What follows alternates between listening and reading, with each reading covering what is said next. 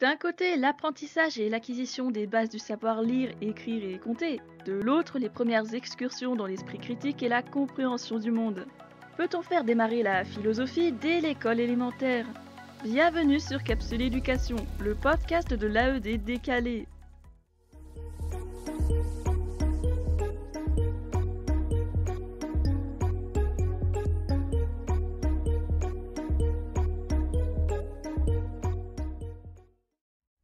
La seconde juridique. Qu'est-ce que le premier degré? L'essentiel se trouve dans le Code de l'éducation. Par exemple, l'enseignement du premier degré y est décrit entre les articles D321-1 à D321-27. Là-dedans, on retient que l'école doit favoriser l'ouverture de l'élève sur le monde. Son objectif vise la réussite individuelle et l'égalité des chances pour tous. En école maternelle, c'est le développement de la pratique du langage, de la personnalité naissante, l'apprentissage de la vie collective. En école élémentaire, ce sont les savoirs fondamentaux avec le développement de l'intelligence, de la sensibilité, des aptitudes et des savoirs méthodologiques. Il est aussi rappelé ce qu'est le conseil des maîtres, le conseil de cycle, qu'il y a des aménagements pour les élèves en situation de handicap, un carnet de suivi des apprentissages en maternelle et un livret scolaire en élémentaire. Les articles D412-1 à D412-3 se focalisent sur les écoles régionales du premier degré, l'occasion de découvrir une autre structure moins connue que l'école classique. Suite à l'article D311-10 avec les cycles pédagogiques. Le cycle 1 correspond aux apprentissages premiers qu'on trouve à l'école maternelle, en petite, moyenne et grande section, PS, MS et GS en abrégé. Le cycle 2 concerne les apprentissages fondamentaux trouvables en cours préparatoire, cours élémentaire première et deuxième année, donc CP, CE1 et CE2. Le cycle 3 vise la consolidation entre les cours moyens première et deuxième année, soit CM1 et CM2, et la classe de sixième au collège. Moins utilisé en ces termes, le cycle 4 s'apparente aux approfondissements des classes de cinquième, de quatrième et de troisième. L'article L122-1-1 rappelle que la scolarité obligatoire doit permettre à tous les élèves l'acquisition d'un socle commun des connaissances, de compétences et de culture. Tous les éléments qui figurent dans ce socle sont indispensables à la poursuite d'études, la construction de l'avenir et la citoyenneté en devenir. Chaque nouvelle étape est évaluée pour vérifier son acquisition. Dans les autres textes officiels, le bulletin officiel numéro 11 du 26 novembre 2015 qui détermine l'organisation des enseignements de chaque cycle, en école maternelle comme en école élémentaire, tandis qu'un arrêté du 17 juillet 2020 y apporte des changements sur les cycles 2, 3 et 4. L'histoire de la philosophie à l'école et sa démocratisation difficile. La philosophie a d'abord été une histoire d'élite. Élite parce qu'elle arrive avec les lycées napoléoniens créés en 1802. Des lycées pas accessibles sur tout le territoire, encore moins à toutes les populations. La toute première mention de philosophie apparaît dans l'article 17 du règlement du 19 septembre 1809. Élaboré comme une classe de philosophie avec 8 heures de cours par semaine, l'enseignement sera dispensé soit en français, soit en latin, et portera sur les principes de la logique, de la métaphysique et de la morale, en plus de l'histoire des opinions des philosophes. Seuls les lycées de Paris et les chefs-lieux d'académie sont en mesure de l'enseigner, tout simplement parce que ce sont les seuls lycées à accueillir une chaire de professeur de philosophie, lesquels sont par ailleurs obligatoirement des professeurs de faculté, donc appartenant au premier ordre dans le rang et le traitement. Pendant la monarchie de Juillet, qui s'étend de 1830 à 1852, le nom de Victor Cousin apparaît. C'est un philosophe, académicien et personnage d'importance dans l'enseignement de la philo. Sur son passage, la philosophie devient un terrain social et politique, raccord avec le pouvoir en place. Puis le Second Empire chamboule la place de la philosophie à l'école, et pour cause! L'enseignement scientifique prend de l'ampleur et supplante la philo, apparaissant comme plus bénéfique à bien des égards. C'est ainsi que dès 1852, la classe de philosophie disparaît au profit d'une classe de logique, même si officieusement la première classe tourne encore, réduite dans ses contenus évidemment. Mais non, la philosophie n'est pas perdue, elle se cache même dans la classe de logique. L'agrégation de philosophie est supprimée à son tour en 1853, mais ça ne va pas durer.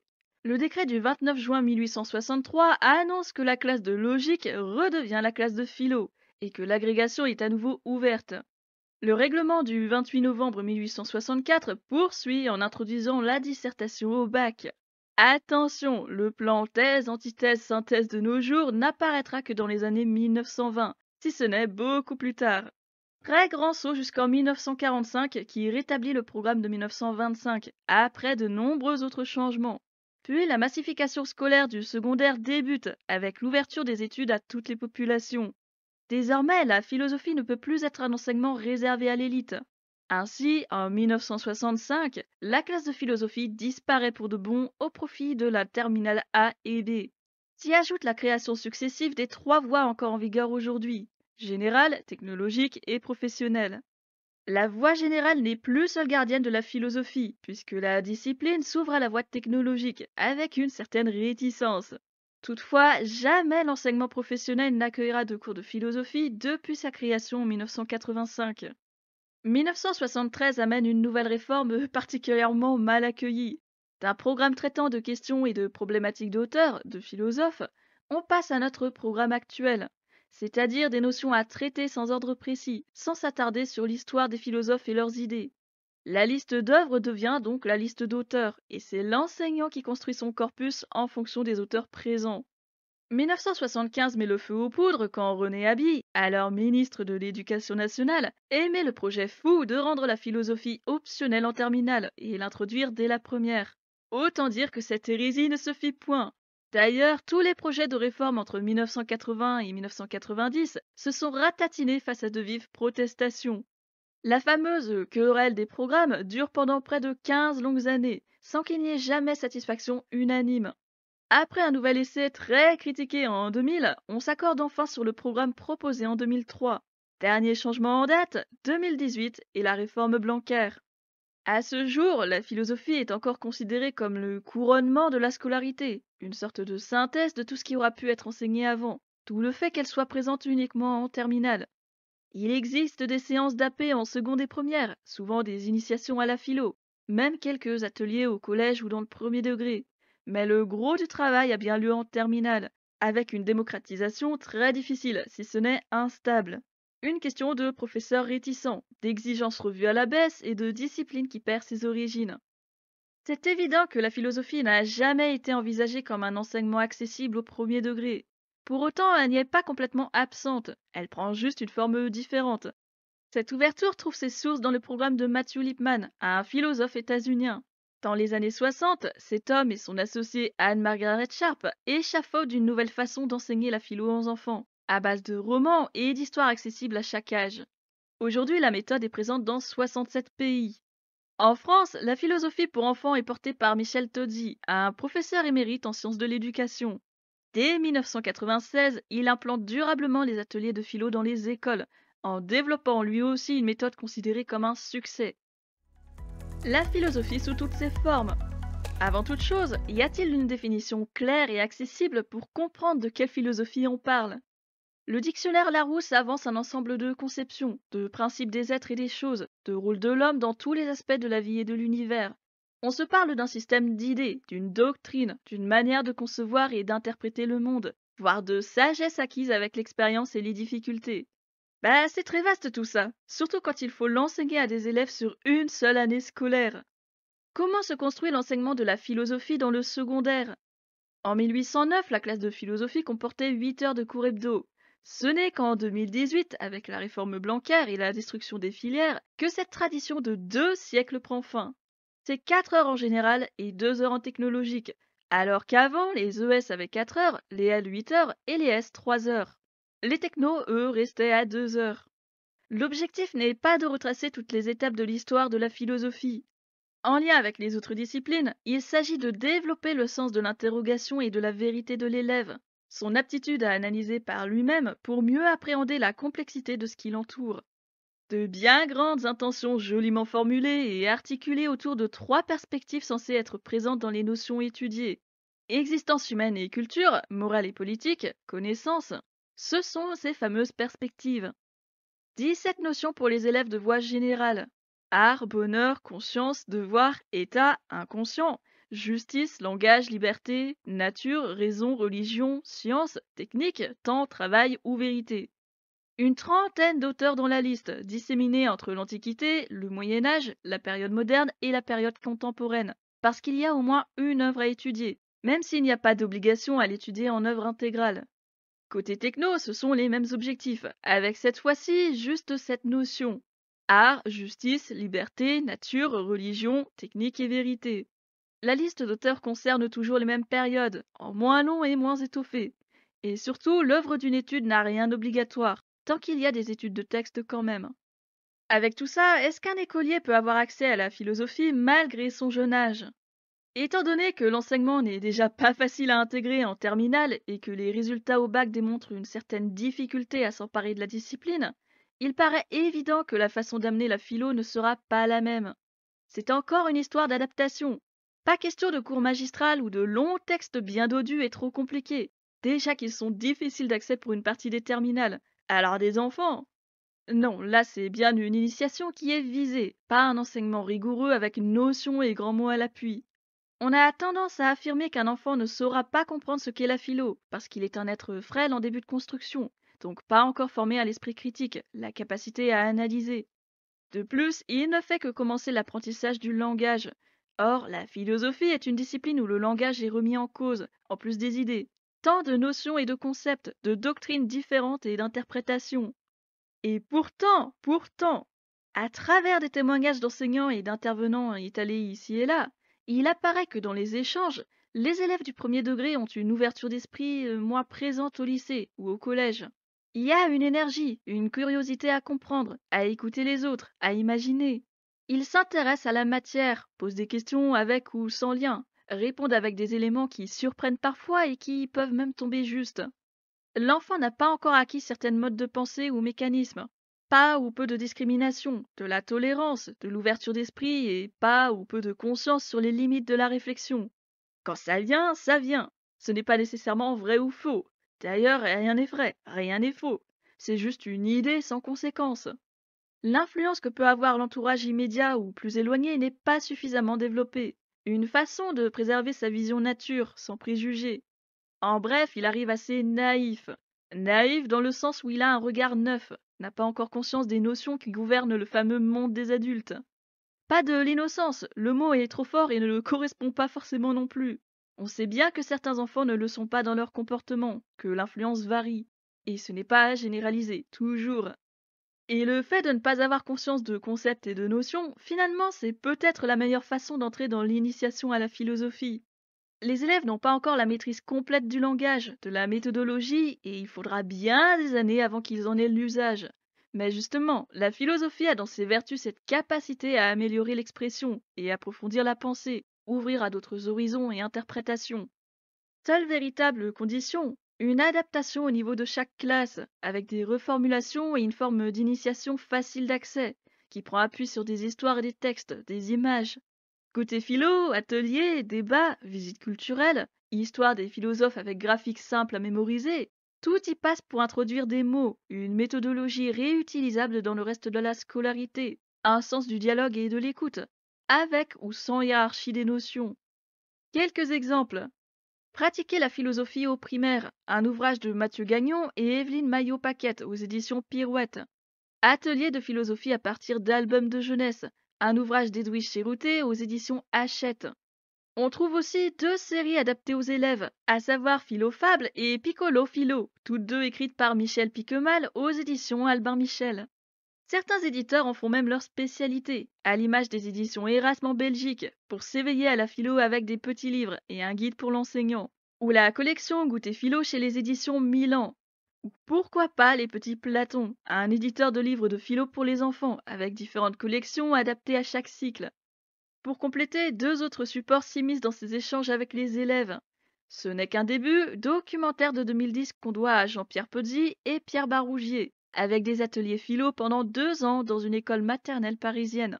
Et Le Cercle des petits philosophes, réalisé par Cécile Dangean, à mi-chemin entre film et documentaire, et autour de deux écoles élémentaires qui accueillent des débats organisés par Frédéric Lenoir, philosophe et auteur.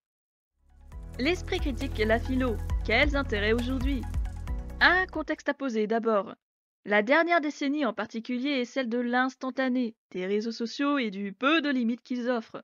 La décennie où rumeurs et complots surgissent de nulle part, où beaucoup de personnes se proclament expertes à la moindre occasion, où l'on refuse facilement les avis divergents à coups d'insultes, de mépris et de menaces envers le buteur qui a commis la grossière erreur d'avoir été en désaccord. Liberté d'expression à fond, et en même temps difficulté à se poser avant de parler, à mesurer ses mots et les conséquences, à vérifier la véracité des propos. Bref, dans l'immédiat et l'émotion tout de suite, le monologue plutôt que le dialogue, le refus de confronter des idées différentes. Écoliers, collégiens ou lycéens ont aussi cette tendance à suivre ce même individualisme, l'intègrent dans leurs pensées et dans leur comportement parce que c'est ce qu'ils ont en exemple, pas juste dans la sphère privée, hein. Pour eux, c'est plutôt normal. Pour les générations moins jeunes, c'est inquiétant.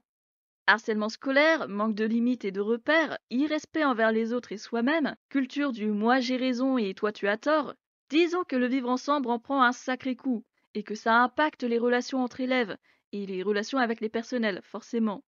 Chose qui serait peut-être moins présente si les enfants recevaient une éducation ferme et ouverte à la fois, avec des limites expliquées dès le départ plutôt que des interdictions, une prise de conscience au plus tôt. Ça, c'est côté famille et responsables légaux. L'autre côté, qui appartient autant à la famille qu'à l'école, mais que l'école peut largement accompagner, c'est l'ouverture au dialogue, l'écoute en groupe, la prise en compte de soi et des autres. Donc voilà où l'on en est à peu près. Entre un caractère immédiat qui n'incite pas à se montrer rigoureux et objectif dans sa façon de penser et d'argumenter, et un comportement individualiste normalisé dès le plus jeune âge. Est-ce qu'introduire la philosophie dès l'école primaire aurait des effets positifs ou encourageants sur ces problèmes? Si l'on prend en compte que l'enfant qui arrive en maternelle n'a pas encore de préjugés qui le pousseront à rejeter certains concepts inconsciemment, oui, introduire la philo dès qu'il sait s'exprimer pourrait le guider dans la formation de son esprit critique. Après tout, on se l'est dit un peu avant, la philo de maintenant donne davantage accès à la pensée. Celle de 1809 se focalisait sur les auteurs et leurs idées. Ici, il faut faire de l'élève un penseur, un futur citoyen éclairé et responsable. Si l'aspect citoyen et conscient de ses droits et devoirs était déjà très présent en 1809, ce n'est plus cet aspect qui domine. Là, c'est plutôt pour pousser à réfléchir hors de l'émotion et à agir raisonnablement quand une situation délicate se pose. Il s'agit alors de présenter des problèmes et des notions en des termes adaptés, en donnant des exemples concrets et en invitant à y réfléchir, à prendre le temps de présenter ses réflexions à l'oral avec des arguments, des exemples trouvés par soi-même.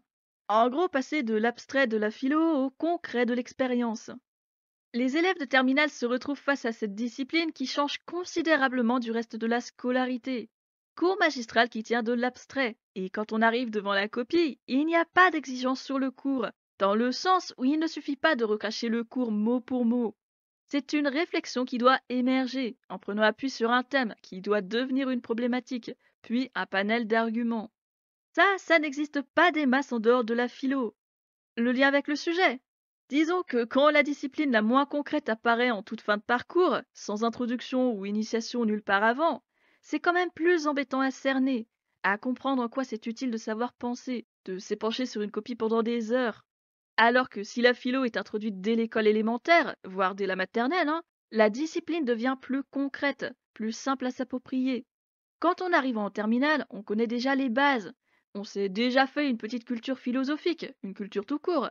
Et ce cours devient l'accomplissement de la scolarité, avec en plus tous les outils nécessaires pour travailler correctement. Tout ça en ayant procédé par étapes. À quel moment dans la scolarité pouvons-nous être confrontés à la contradiction, si ce n'est en philosophie? Sauf qu'au moment où l'on découvre ça en terminale, il est un peu tard. Parce que pour forger son esprit critique, il faut impérativement sortir de sa propre expérience, de ses propres conceptions. D'où l'importance de la contradiction via un échange. C'est là que j'en reviens à l'initiation au primaire. Il n'y a pas de forme magistrale, et la forme doit être adaptée. C'est pourquoi l'oral y est privilégié, l'oral en groupe, où chacun est amené à s'écouter, à rebondir sur des paroles et des idées qui ne sont pas siennes. L'esprit critique passe forcément par cette étape, celle où l'on sera confronté à des contradictions, celles des autres comme les nôtres. Encore faut-il disposer d'un espace suffisant et d'une classe pas trop surchargée. Et quand c'est le cas, ce n'est plus la même dynamique qui se forge. Ce n'est pas l'enseignant face à un groupe, ce n'est pas l'élève face à sa feuille, ce n'est pas l'idée d'un autre qu'il faut retranscrire sur l'évaluation. C'est l'enseignant qui guide le groupe, l'élève qui écoute, s'exprime.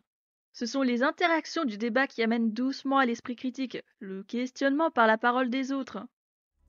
Frein et incertitude, il y a ce qu'on veut et ce qu'on peut. Sommes-nous en capacité de rajouter cette initiation au reste, peu importe la forme qu'elle prend? Exemple simple pour la rentrée 2022. Le gouvernement a acté l'obligation de 30 minutes quotidiennes d'EPS en école élémentaire, l'APQ. Ça correspond à activité physique quotidienne, décidée par Jean-Michel Blanquer à la suite des derniers Jeux olympiques. L'intérêt d'une telle nouveauté, bon, on en parlera un autre jour. Là, ce qui compte, c'est qu'au reste de la semaine bien chargée, on y rajoute 30 minutes quotidiennes, soit 2h30 de plus par semaine. On en revient à l'initiation de la philo, en imaginant qu'elle puisse se généraliser et même être officialisée par un décret du ministère, ou caser les heures. Quelle organisation! Les horaires réglementaires sont stricts. Une semaine de 24 heures, avec une demi-journée qui ne compte pas plus de 3h30, à quoi se rajoute la pause méridienne d'au moins 1h30. 36 semaines de cours et 16 semaines de congés étalées sur 5 périodes. Maintenant, les horaires en cycle 2. 10 heures en français, 5 heures en mathématiques, 1h30 en langue vivante, 3 heures en EPS, 2 heures en enseignement artistique et 2 heures en enseignement moral et civique, plus les 30 minutes d'APQ. En cycle 3, mathématiques, langue vivante, EPS et enseignement artistique restent aux mêmes heures qu'en cycle 2. Par contre, le français descend à 8 heures pour laisser place à 2 heures de sciences et technologies. Et surtout, l'histoire-géographie et le MC sont casés ensemble pour 2h30 par semaine. Autant dire pas grand-chose. Plus les fameuses 30 minutes.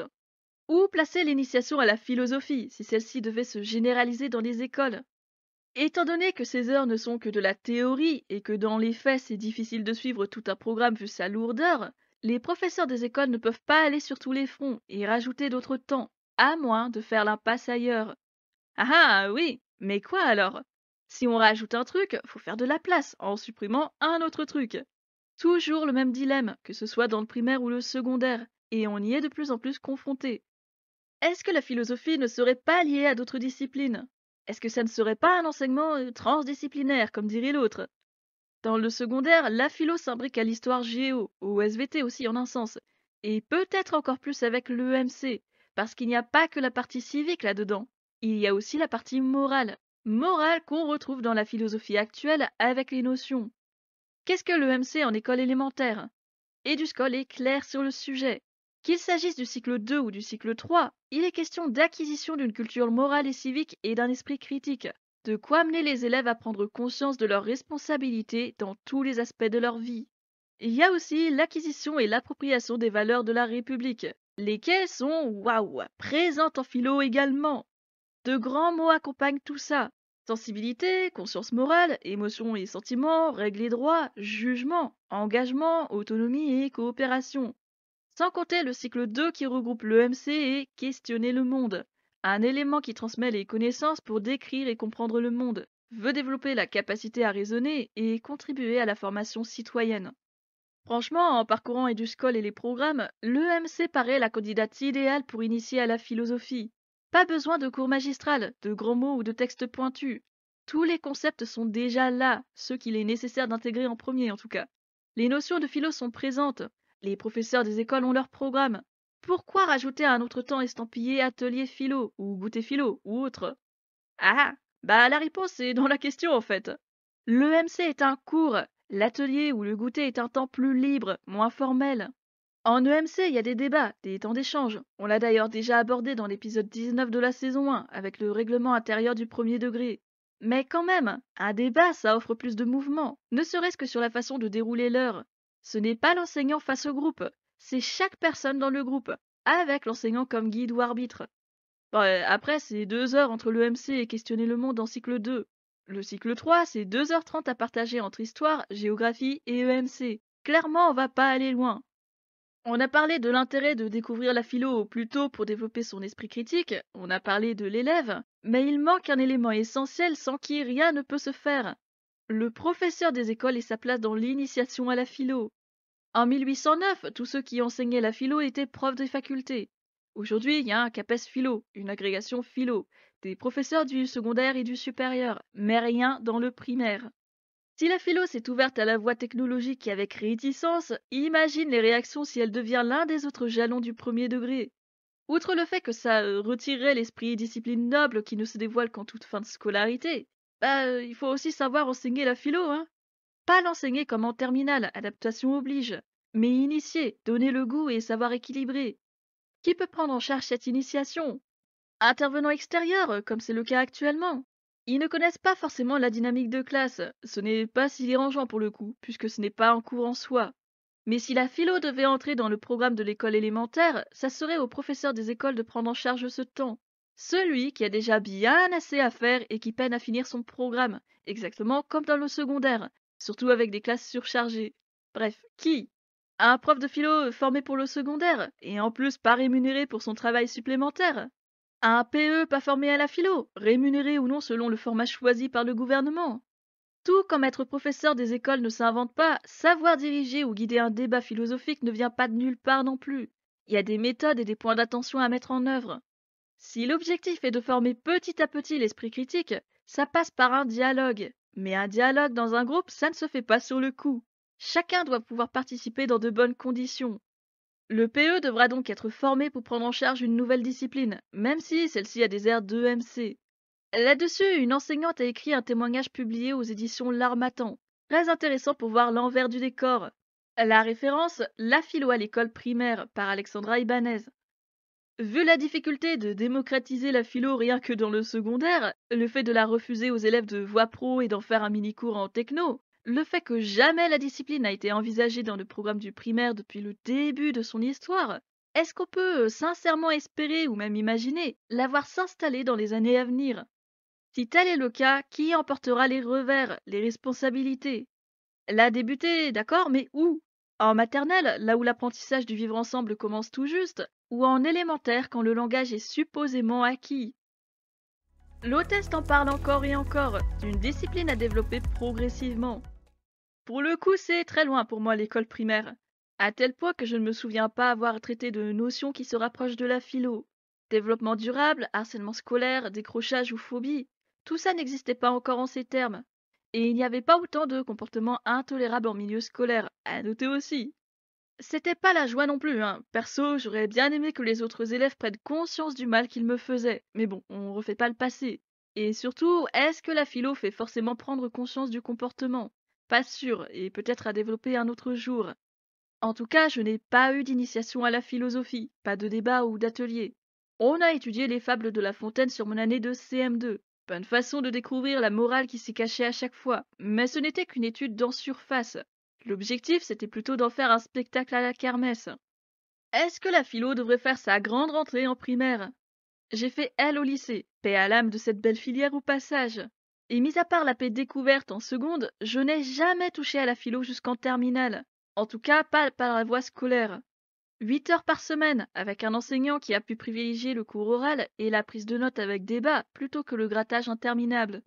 Tout ça, ça n'a été possible que grâce au petit effectif de la classe, 24 tout juste.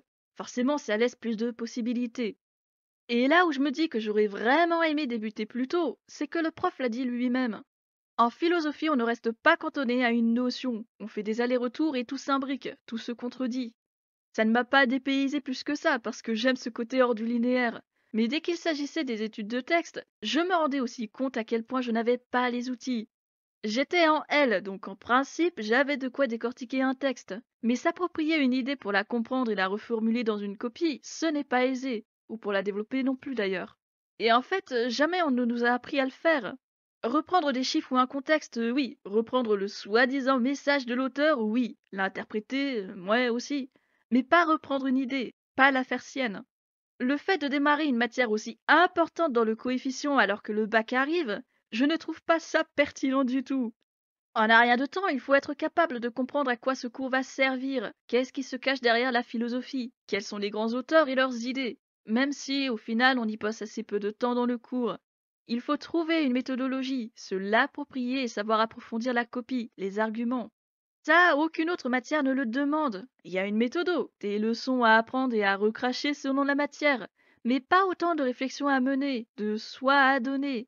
Alors si on veut considérer la philosophie comme le clou de la scolarité, l'élément final qui atteste de la capacité à analyser, à devenir citoyen, il va aussi falloir songer à l'introduire beaucoup plus tôt, en adaptant. L'idée n'est pas de dire je connais la philo, j'en fais depuis la maternelle. C'est plutôt j'ai appris à penser, à raisonner et à approfondir. Maintenant je peux intégrer les idées et les philosophes. Autant de notions et d'auteurs, d'idées en une seule année, pour ne même pas poursuivre après selon le parcours de chaque bachelier. C'est vraiment ridicule. Et comme ça ne touche même pas tous les élèves puisque la voie pro en est systématiquement exclue, le message n'est vraiment pas ragoûtant. Il ne véhicule pas ce qu'on attend de la philosophie. La discipline que l'on dit discipline reine a encore un certain mal à faire peau neuve. Conservatrice et farouchement défendue, elle n'apporte au final pas grand-chose. Et le peu qu'elle apporte, c'est encore pour une éternelle élite. Et ça, c'est pour un autre épisode. Interroger et comprendre l'éducation nationale. On y perd les neurones, mais on aime ça. Un peu. Vendredi prochain, même horaire et même endroit, pour faire ce que j'aurais aimé faire en face à face. Rendre hommage à tous les personnels qui m'ont aidé à être qui je suis aujourd'hui, dans le personnel comme dans le professionnel. En attendant, porte-toi bien et ne baisse pas les bras, surtout avec la reprise qui arrive.